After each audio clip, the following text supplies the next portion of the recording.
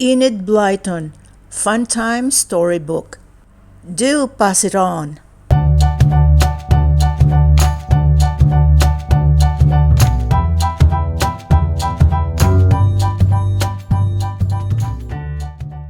There was once a boy who liked doing kind things, and whenever people said to him, "It is kind of you to help me. Now, what can I do for you in return?" What do you think he said to them? He said, "Oh, do pass it on. I don't want anything in return. Just pass my bit of kindness on to somebody else. That's what my mother says we should do if people are good to us. Pass it on." Well, that was a funny thing to say, but it was a very good idea.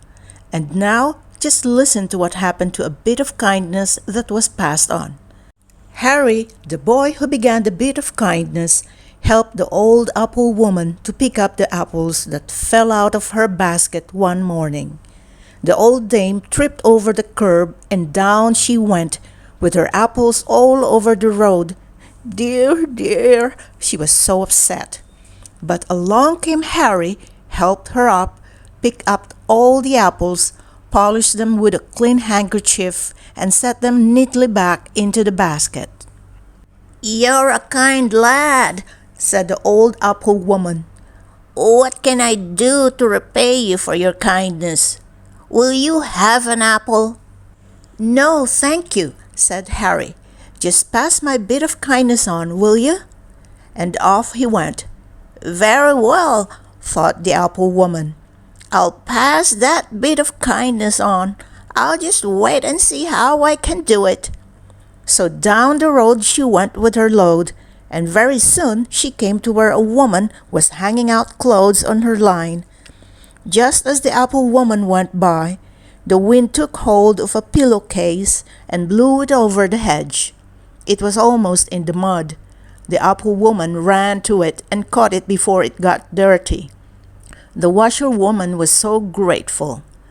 "That's kind of you," she said. "Very kind indeed." "Do pass it on then," said the apple woman, pleased. "You pass on that bit of kindness and don't forget." So the washerwoman thought about it and watched for a chance to pass it on, and very soon her chance came. A little girl came down the road crying. The washerwoman called out to her, "What's the matter, little girl?"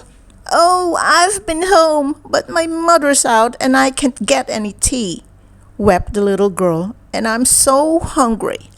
"Poor child," said the washerwoman. "Come along in, and I'll give you some bread and treacle. I've got a bit of kindness to pass on today." So the child sat down and ate a great piece of bread and treacle. "You are very kind," she said shyly. "I wish I could give you back some bread and treacle." "I don't want it, child," said the washerwoman. "Just pass the bit of kindness on. Now don't forget, do pass it on." The little girl ran off, pleased. She thought it was a funny idea to pass a bit of kindness on, but she made up her mind that she would. Her chance soon came. She passed a cottage where Mrs. Kelly lived with all her children and saw poor Mrs. Kelly at the door looking very worried. "What's the matter?" asked the little girl. "Oh, I heard my Johnny's fallen down in the next street, and his legs hurt so much he can't walk home," said Mrs. Kelly. "I want to go and fetch him, but I daren't leave the other children alone in the house. They're so little." "Well, I've got a bit of kindness to pass on," said the little girl. "I'll mind them for you, Mrs. Kelly." So Mrs. Kelly ran off to fetch Johnny, and the little girl minded the children and played with them. When Mrs. Kelly came back with Johnny, she was very grateful. "I'd give you a penny for your kindness, but I haven't one to spare," she said. "Oh, I don't want any payment," said the little girl. "But Mrs. Kelly, do pass it on." "Pass what on?" said Mrs. Kelly in great surprise. "My bit of kindness," said the little girl, laughing, and she ran home. Well, Mrs. Kelly thought she certainly would pass it on, and she kept her eyes open to see how she could do it. She didn't have to wait very long. When she passed the park gates with her children, she saw the park keeper looking very miserable indeed. "What's the matter, park keeper?" she said. "Is your wife ill or something?" "Oh, no," said the man, "but I forgot to bring my tea with me this afternoon, and I'm cold. I wish I had a drop of hot tea to warm me up." "Oh, I'll send my Bobby to fetch it for you," said Mrs. Kelly at once. "He knows where your house is." "Thanks very much," said the park keeper. "It's very, very kind of you. Anything I can do for you by any chance?" "No," said Mrs. Kelly.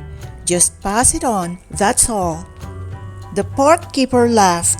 He promised he would, but he couldn't seem to think what to do. When 6 o'clock came, he rang the bell for everyone to go out of the park. Soon it was empty. He locked the gate behind him and went on his way home down by the park railings. And just by the railings, he saw a little boy looking upset. It was Harry, the one who began this story of passing on. "What's up, Harry?" asked the keeper. "My best bowl's gone over the railings," said Harry. "I'm afraid someone else will find it in the morning. Then I shan't have it any more." The keeper remembered the bit of kindness he had to pass on. "I'll go back to the park gates and unlock them for you," he said. "Then you can slip in and get your bowl. What about that?" "Oh, I say, that is nice of you," said Harry, delighted. "But aren't you on your way home?" "Oh, that doesn't matter," said the keeper. "I have got a bit of kindness to pass on, so perhaps this will do." And back he went and unlocked the gates for Harry. Harry got his bowl and thanked the keeper. "Now, just you pass that bit of kindness on," said the keeper, smiling. Well, wasn't it queer how Harry's own bit of kindness came back to him? He's busy passing it on again, and it may come to you this time. Do pass it on, won't you?